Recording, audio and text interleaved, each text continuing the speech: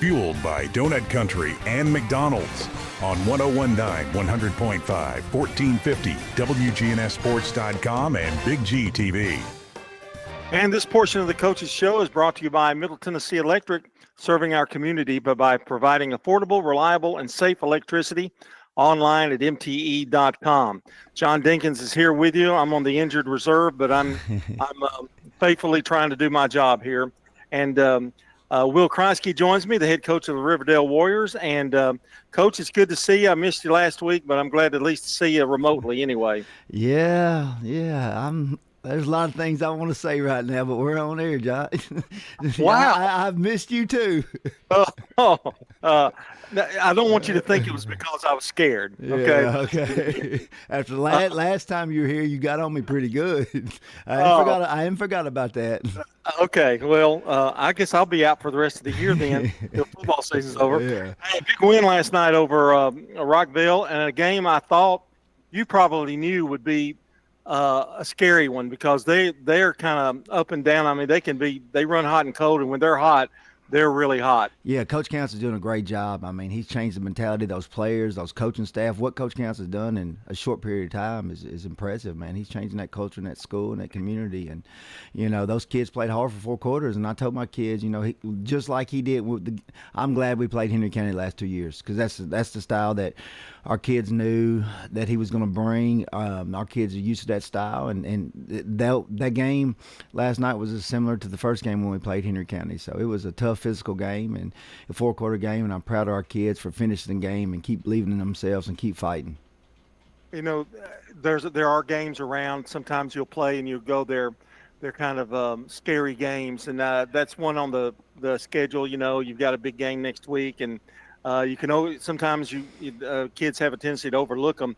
But that really wasn't the case last night. They kind of held their own. Yeah, that's what we told them all week.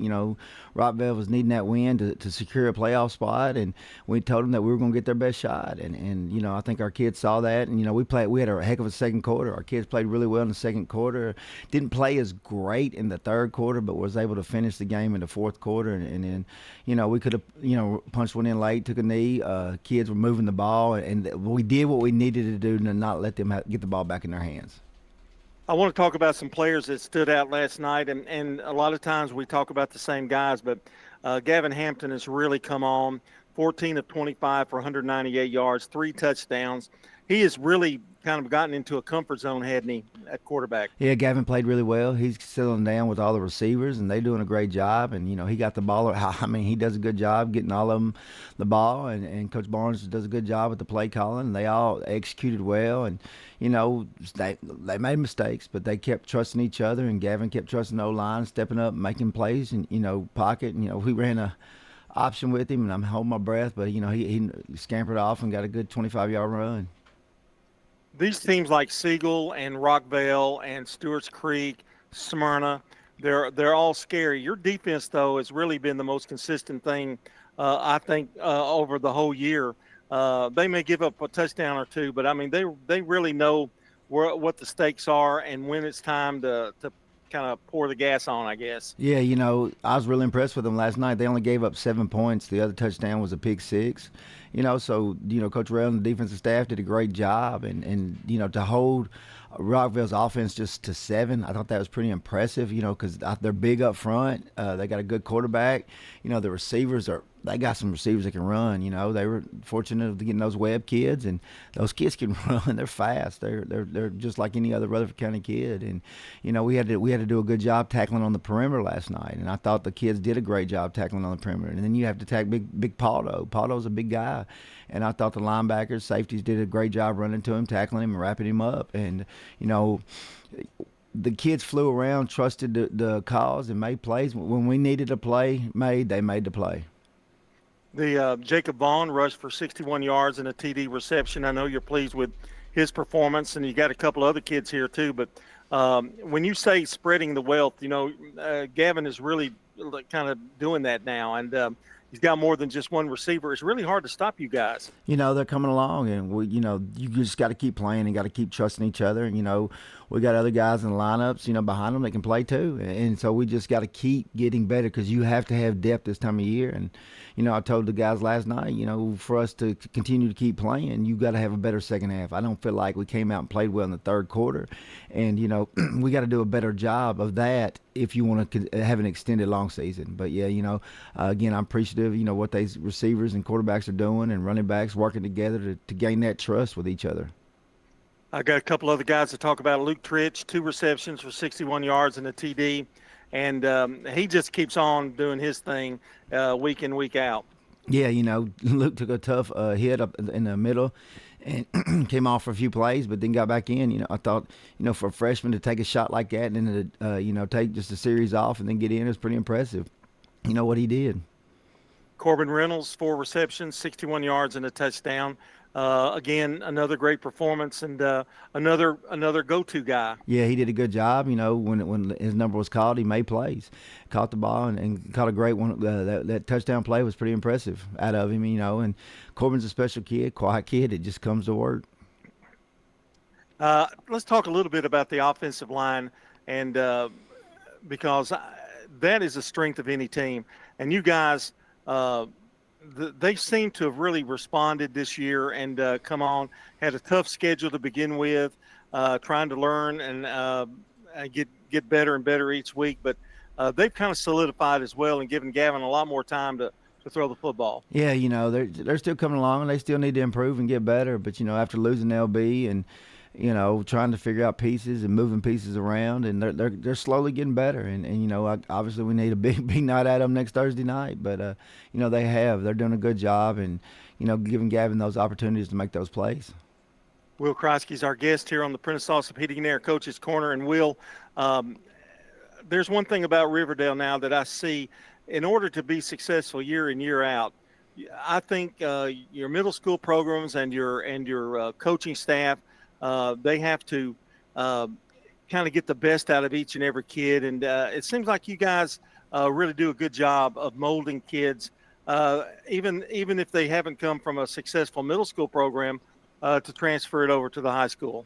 Yeah, I appreciate it. I've been fortunate, to have a lot of these guys around for a long time. Most of them, has been with me for 10 seasons now, and then I got 4 of them that's played for me in 16, 17. So, I got guys that know what I believe in and trust me and believe and that they do what the core values are and they know what the standard is and they set the example of the standards each and every day at practice. And I'm very blessed for the staff that I have. 10 years. You're one of the longer running ones now, tenured wise. You see this gray on my beard, right? It does make a difference, doesn't it? Yes, sir. Okay, well, I guess it's time now to talk about our boys across the way, the Oakland Patriots. It's always a great game, and here lately, the last few years I can recall, it's always been like the last game of the season. Is that a good thing or a bad thing, or do you see it either way? It doesn't really matter. I don't know. It's tough going into the playoffs, playing, after playing them. And it's going to be an emotional game. It's going to be, emotions are going to ride high. You're going to have your ups and downs. And I don't know. It's tough. Coach Kriesky and I talked about it last year. For you to make a run, you got to play this game, and you just add on. Like, this is pretty much a playoff. Coach Kriesky and I kind of count this as the playoffs. Yes, we'll still play. It's like a double elimination. Because you got to have that playoff mentality starting this week. Because we all know Oakland. We know what they are. We know what they're about. They're the best team in the state. And you got to match that. And you got to play physical, and you got to play 4 quarters, and you got to play every down. And 2 things about it, Coach. If you win the game, you've got to worry about a letdown. Stay in playoff mode. If you lose the game, you've got to worry about, okay, did that affect us mentally that we're not really going to be prepared? Either way, it makes for that first playoff game really tough. Yes, it does, and that's why you see all this gray. It is tough. It's stressful, and that's the things that go through my head, and I try to work on and talk to these kids. But we got a good group. The group last night, we threw at Pitt 6 early, and it was 7-0. It was just calm. It was just, you could tell it was a mature football team. not much panic, not much pointing fingers, not much screaming.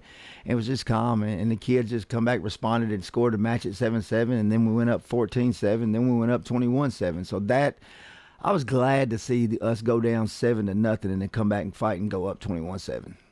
You've got to have that mentality too against Oakland too, because there'll be a place in the game where there'll be a big play that they'll have, and you've got to respond, whether it's good or bad. You've got to respond. Yeah, exactly. That's what I was trying to stress. With Oakland, they're going to make plays.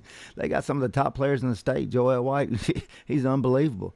Both their quarterbacks are phenomenal. Dante Cameron, who we all know well, can run. That kid can run. I watched him every day in practice last year, and he's really good. And we're going to have to wrap him up.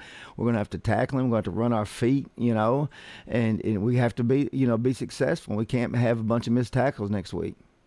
And the last thing, I guess, with them is they have a lot of depth in terms of they can bring kids, fresh faces.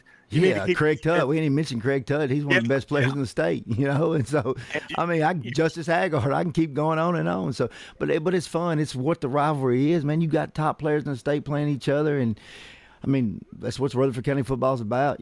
Let's go. Put on our pants, put on our shoulder pads, strap our helmet up, and get ready for a ball game. Well, Will, I appreciate talking to you, and I hate that I'm not there live. I miss you. I miss picking on you and miss you and Floyd. You and Floyd boiling me. Yeah. I'm going to try to get back. I'm going to try to get back before the playoffs get too deep. So, just don't be nice to that other Kriesky since you like him better. Oh, Will, you know better than that. Now he's going to be mad. Okay, this portion of the Coaches Show brought to you by Edward Jones Financial Advisor Lee Colvin, who will work with you to develop a complete, tailored strategy to help you achieve your financial goals. That's Edward Jones Financial Advisor Lee Colvin. When we come back, we'll be talking to Lance White, the defensive line coach for the Smyrna Bulldogs.